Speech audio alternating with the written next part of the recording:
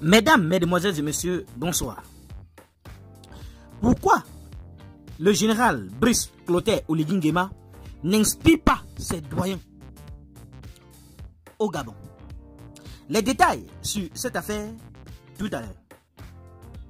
L'arrivée au pouvoir à Libreville du général Brice Clotaire Oligui Nguema par un coup d'État crée une nervosité à peine dissimulée, mais aussi des inquiétudes chez les chefs d'État de la communauté économique des États d'Afrique centrale.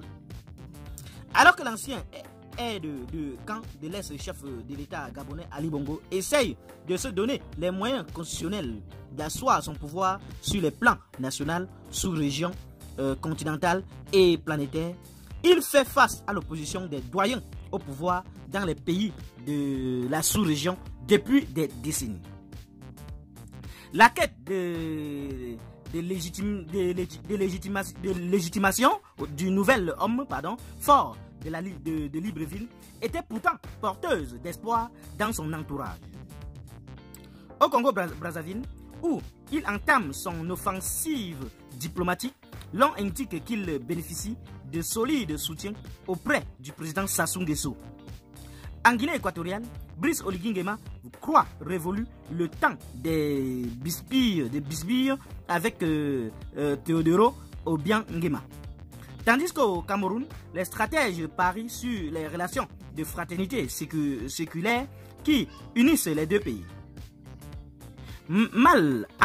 Au final, les chefs d'État et de gouvernement ont réitéré des sanctions prises contre le président de la transition gabonaise lors du sommet de la communauté économique des États de l'Afrique centrale qui s'est tenu à Diblo en Guinée équatoriale. Officiellement, il s'agit de voir clair sur les modalités de la transition. Le général a en effet promis rendre le pouvoir aux civils dans une période de 2 ans.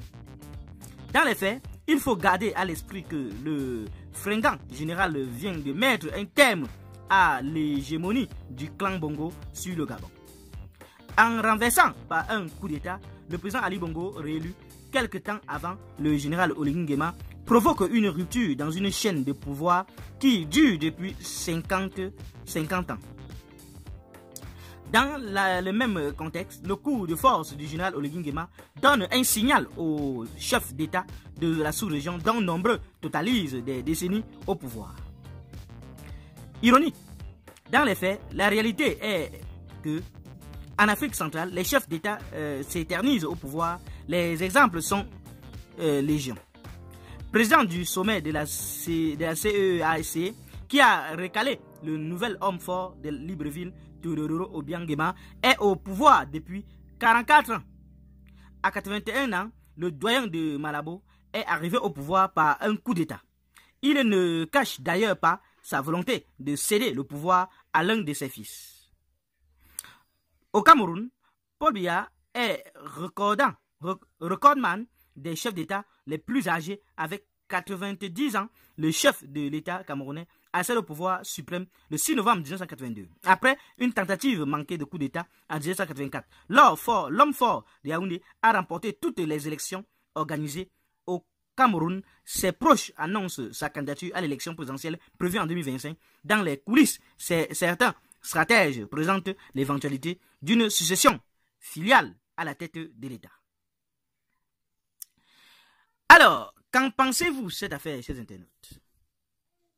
Donnez vos avis en commentaire, sans hésiter de vous abonner à la chaîne, tout en activant la cloche de notification pour ne plus rien rater de nos prochaines vidéos. À très bientôt.